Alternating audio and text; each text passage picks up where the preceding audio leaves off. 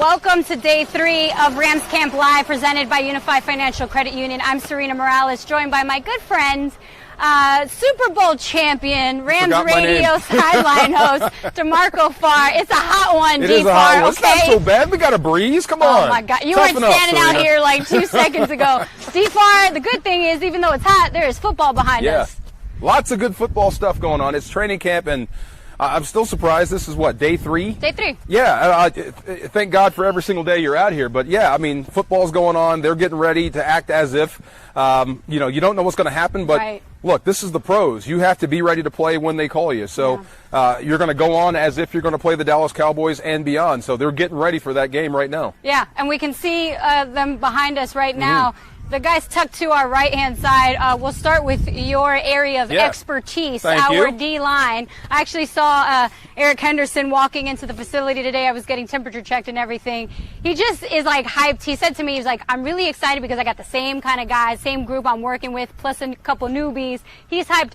The biggest name out of that D-line, of course, we can't miss him, Aaron Donald, number 99. It starts with him, it ends with him. Is there anything that Aaron could actually improve on? Well, maybe he could fly. I don't know, score a touchdown. I don't know. I mean, he looks like a superhero. Why not fly? But, Eric Henderson is a great coach. I loved him ever since he, stepped foot here in L.A. as the D-line coach. But he challenges you mind, body, and spirit. So he's always coming up with new stuff to, keep the guys guessing, keeping them trying to get better, trying to make Aaron better, which is tough. I mean, but Aaron likes to be coached, so this is the perfect coach for him. But, AD is unbelievable. I mean, he is. But there are things he can improve on. There are things that everybody out here that can improve on.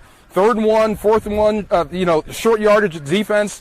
That was kind of their Achilles heel last year. Teams just ran the football at them and had success. And the other thing's being more disciplined up front. You got to make sure to know when you're in the game and know when you're not. Sebastian Joseph Day, Greg Gaines, know when you're not in the game. So all that stuff will be worked out, but this is what training camp is for. Right, to fix all those things. He's allowed to call you out, too, because he's a Super Bowl champ with the I've been Rams, there. so that's where he's been there. Aaron Donald, 16 sacks away, will become the all-time franchise leader in sacks. He's behind Leonard Little. Okay, 87.5 sacks, but that was in 147 games. Aaron's under 100 games. 12 years. Yeah, 12 years it took Leonard to get to to get to number 1. Aaron's going to do it. He's going to break Kevin Green's record. Yeah. Now, this is crazy. I think he's like half. 72.5 sacks, Kevin Green. Yeah. That's an outside linebacker. Aaron's about to do it from a D tackle position in 6 years and a game. Right. You know what I mean? So it's just amazing. So that production is steady, and I think it has a chance to improve, which is actually really scary. Good for us, bad for them. Really scary for everybody else. Really scary for all the quarterbacks out there this season. Yeah. The reason that Aaron's so good, and we don't talk about this, is because of obviously the rest of the D-line to make him available to make those sacks. Guys like Michael Brockers were so happy. I know Aaron Donald is very happy to be back, especially with A'Shawn Robinson out for a bit. How important is a guy like Brockers on this D-line? Oh, God, he's everything. There's not enough you can say about Aaron Donald, but you need to say more about Michael Brockers. He just does the dirty work. He does it all for you, and he's always on the field. If you want to find Brockers, look to the field. That's where he is.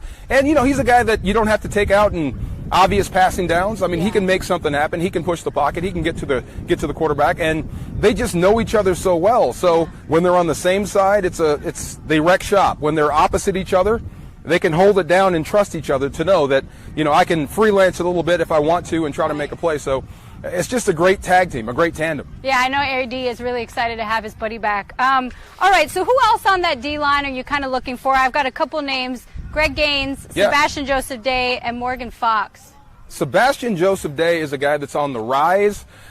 How could I say this? If this was Dancing with the Stars, I think he's voted off week 1 because he's not as fluid as the other guys we just talked about, but he's a hard-working dude, and he's big and strong. So he's a guy you can put on the nose. He's a guy you can put outside in the short yardage situation in the 5 technique to grab a hold of a tackle and not lose ground. He's just a big, strong dude. So, and he's getting better. And I like the fact that he has a coach like Eric Henderson. He's getting better. He's being challenged.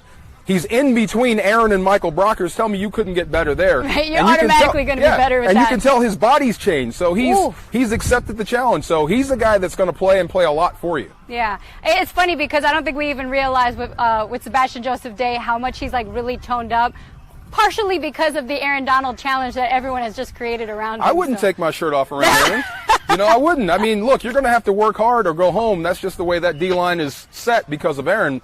And the other guy is Greg Gaines. I mean, with a few more years, that puppy's going to grow up and be a pretty big dog. And he's getting close to it now. So at some point, it's going to be near impossible to keep him off the field. For sure. And he just had a puppy this offseason, little baby. We're moving on to our offensive and defensive coordinators, brand new to this team. Overall, I think the concern is how you get these two integrated smoothly? What's that transition look like? Defensively, I would say, discipline is important. How many times, it's still top of mind, in Seattle, it's a 3rd and 8, you got Russell Wilson, you knock him out of bounds with a 3-yard scramble, so you're off the field. Penalty. You're on the field. And it happened the very next series, too many men on the field. You're off the field on 3rd down in Seattle, and a penalty puts you right back on. So, you've got no one to blame but yourself there. So, discipline out of the new defensive coordinator. Offensive coordinator, it's always great to have a fresh set of ears and a sounding board for Jared Goff. Yeah. A go-between between Sean McVay and Jared Goff. I mean, sometimes Sean McVay is going to be busy with the in-game. You need someone that could sit next to Jared Goff that you trust, that can convey the information that you want. You know what I mean? Yeah, in your own way to Jared Goff. So it's all about making him better. So I think Jared Goff is better with a coordinator, to be honest. For sure. Yeah. I mean, in 2017, that was his last OC. It was Matt LaFleur, who obviously in 2017, Jared Goff threw for 3,804 yards. Yeah. He had more touchdowns in 2017 than he did last year, which is obviously an unlike Jared year. But, I mean, obviously having more help is better than not having help at all. We reached, my brother was 15, I was 11. My mom thought she could fire the babysitter. We almost burned down the house. She had to rehire the babysitter. We weren't ready. We're not ready for that. We needed another couple of years. So, absolutely. It's another fresh pair of ears and eyes and brain to help Jared Goff reach his potential. For sure. And Brandon Staley actually spoke to the media today, and he had that raspy voice, so he's obviously communicating as best as possible. If with he's this guy. anything like his mentor, Vic Fangio, this will be fun. This will be fun, and everything will be different week to week, and he'll just keep offenses guessing. For sure. I can't stand going against Vic Fangio on the other side. I can't stand it. Well, this is going to be good then. I got to say that John Johnson spoke, and he said the defense shouldn't be reactive. We will be like a hammer. That is basically what Brandon Staley is telling his team. So if that's what's happening, and you got a Jalen out there, and you got a JJ ready to move, and you've got a what we saw in Taylor Rapp last season, we're ready to go. Well, I like the good part of Taylor Rapp. The good parts. The 10,000 calorie thing wasn't happening. The tackling, the good coverage, knowing where you're supposed to be. Sure. I mean, the rookie mistakes, no. But the good stuff, absolutely. So let's see more of that. With John Johnson III, I think he has no choice but to grow. That's an athletic safety coming back that should be, in my opinion, in the Pro Bowl. For sure. Yeah. Rookies are allowed to make a few mistakes, right? No, they're not. No. Take my bag, get me some ice cream. Sorry, this guy doesn't make mistakes either. All right, we're moving on to special teams. This is an interesting thing because we've got John Bonamigo, who's the new special teams coordinator. Yeah. You've got Torrey Woodbury, good friend of ours, who is also the new special teams assistant, who was also with the Rams as a scouting assistant, now moved into that role. And now you've got 3 kickers kind of vying for that main job. You've got Sam Sloman, who was a 7th-round pick.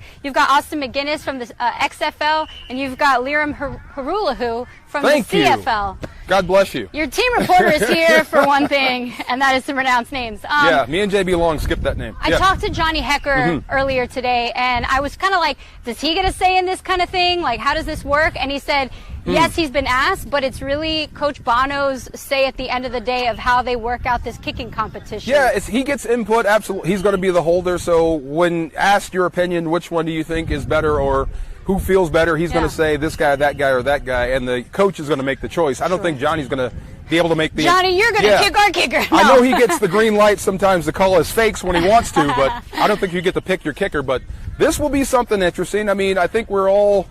You're going to miss a guy like Greg Zuerlein because of that leg, and you're good from 60-plus. The guy kicked you into the Super Bowl in New Orleans from 55 out, so you're going to miss that. But you still have Sean McVay. You still have a great offense. You still have Aaron Donald, Jalen Ramsey. So all is not lost because you don't have a cannon for a kicker anymore. So you're just like 20 other teams in the NFL. You're good from 50 in. So you have to game plan that way. It's no big loss. For sure. Although this is a team that plays all three phases of football. No doubt. So it will be interesting to see who they really move into with that kicker position. I hope you're more aggressive on punt returns. Yeah. I hope that changes a little bit. I think there was a lot of hidden yardage missed there with the punt return and the philosophy behind it. So maybe you get a little more aggressive there. For sure. Yeah. I'm looking forward to how this team turns out overall. It is a very hot day, in the words of Sebastian Joseph Day. Come on. It's not that bad. Anything else you're looking for at a training camp? Anyone that you have an apple of your eye for? Through this, just watching the guys, they all look great. We talked to the strength coach on Thursday. They all look great. The offseason obviously went well. All these guys look in shape. So that part is done. Now, the next part for me is pads. Yeah. Let's put the pads on. Let's get some contact. Let's see who shows up then. I know you look great getting off the bus, but let's see how you actually play when there's contact, happening in the NFL and training camp. For sure. Yeah. And we've got way more of training camp for the next gajillion hot days up until our first game against the Cowboys on September 13th. But DeMarco, appreciate your insight as always. We're going to be gone tomorrow. The players have a day off, so we'll be back on Monday. You can check out all training camp coverage of all 32 teams on the NFL Network. That's it for here for training camp Supposed live. To be hot in training camp, Serena. It's just me complaining. DeMarco Farr, Serena Morales, thanks for watching Rams Camp Live, presented by Unifi Financial Credit.